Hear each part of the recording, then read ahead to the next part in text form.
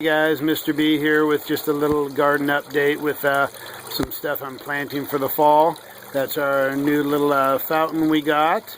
I think we got that over at Home Depot. Pretty cool for the price. It actually looks like some nice little stone, and it's got a nice little tranquil sound for sitting out here in the back porch. But let me show you a few things we got going on for the fall season. Sorry about the mess from Bo the garden dog. That's his little collection of toys and his little cave for storing them all in. No, he doesn't use it as a dog igloo. He just stores all this stuff in there. Oh, boo. Yeah, cutie pie.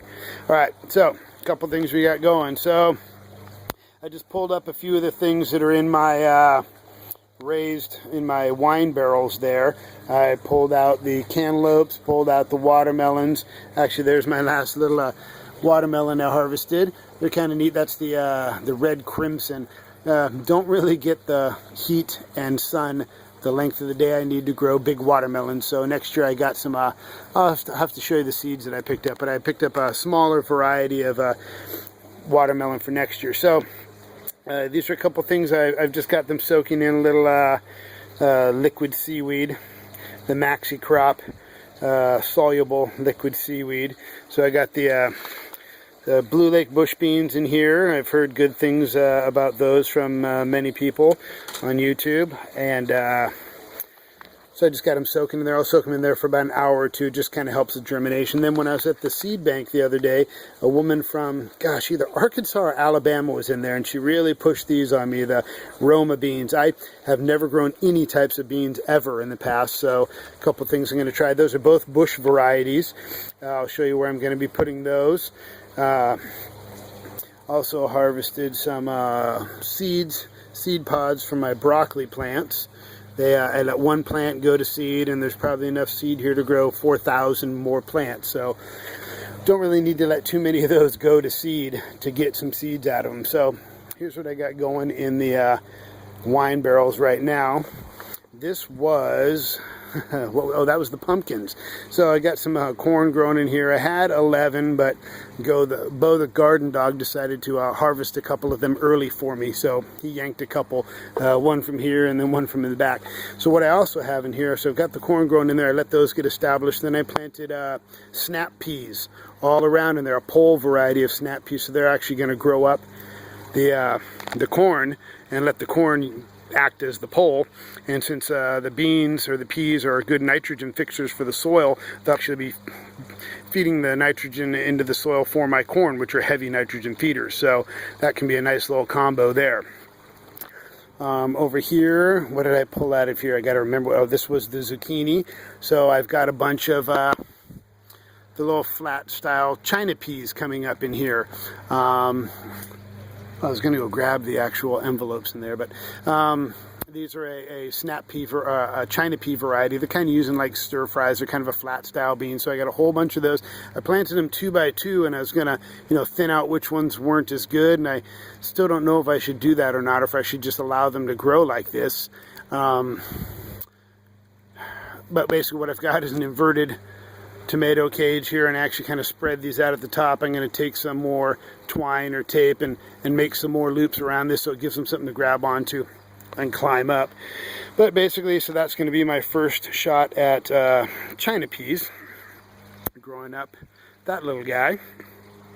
And then over here, sorry about the long grass. We hadn't cut around these in so long because we had the watermelons growing in here, but finally harvested that last watermelon. I only got 3 out of those. 2 of them Bo picked a little early, so they weren't even hardly edible, but this last one we actually, I think, got to go to ripeness, so we'll see how it is. So in here is where I'm going to put those Roma beans, and they're a bush style. So I'm going to put a whole bunch, no, this is where I'm going to put, I'm sorry, this is where I'm going to put the Blue Lake bush beans, in this one. And then over here, where I just yanked the cantaloupes, that was the little teepee that I had the cantaloupes all climbing up on. And just to let you know, those were great. They never got big. They got, I don't know, maybe only about the size of a large softball, but they were really good flavor, really good texture. They smelt really awesome. That was the Hale's Best cantaloupe. So those did actually really well. I think I got 10 of them off of here, off of 3 plants. So that's the best I've ever done on those. But this is where I'm going to plant those Roma beans. And even though they're a bush style, I'm still just going to leave the TP in here and kind of let, you know, the center of them maybe climb up a little bit, because the plants themselves will grow up about 15 inches tall, and this might kind of help hold them from flopping over to the sides. Cucumber is still there. He's still got some cukes on him. They're still going, but with the cukes, I got some nice mildew going here from those foggy evenings that we've got. So I'm just kind of letting it do its thing. It's not really blooming anymore. I'll probably just harvest these last few cukes off of it and then yank it and put something else in there. But what was kind of cool is just the other day, it looks like you got a big hatch of nice whiteflies, but the little, if you can see them on there, I don't know if it'll focus on that or not. It's the ladybug larva. There's a bunch of them all over. There's a couple, jeez. Those black spots outside of the mildew are ladybug larvae. Let's see if there's an easier one to see. No, there isn't an easier one to see. These plants are just getting pretty darn ugly.